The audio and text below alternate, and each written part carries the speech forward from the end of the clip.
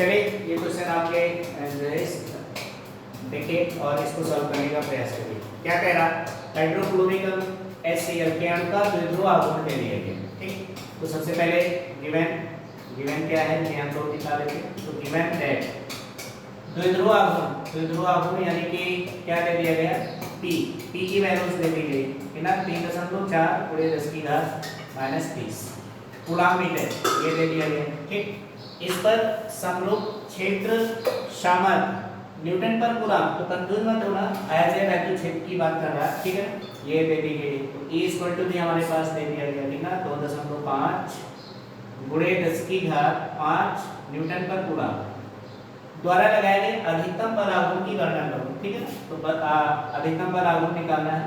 तो अधिकतम बल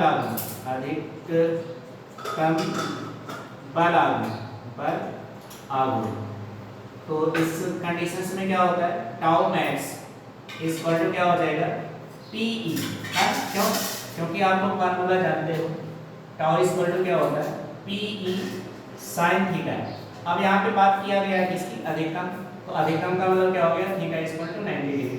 तो जब थीटा = 90 डिग्री यहाँ पे पुट करेंगे तो टाउ मैक्स = क्या हो जाएगा, PE हो जाएगा। ठीक, तो क्या हो जाएगा, टाउ मैक्स = P की वैल्यूज हो गई 3.4 × 10⁻30 इनटू E की वैल्यूज कितना हो गया, 2.5 × 10⁻5।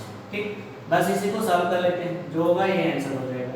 तो टाउ मैक्स = कितना हो जाएगा, तो 25 चौके 100 हो गया, कैरी हो जाएगा 10 और 25 × 75 में 10 जुड़ जाएगा, 75 × 85 हो गया। ठीक, दो अंक बाद एक ये पॉइंट हो गया, इनटू 10 की पावर -30 में से 5 घट गया, -25।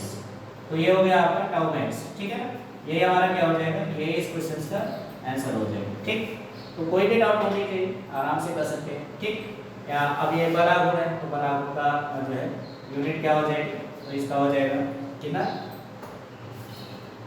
Newton metre. ठीक, क्या हो गया, न्यूटन मीटर। तो आई होप आपको ये क्वेश्चन समझ में आ गया।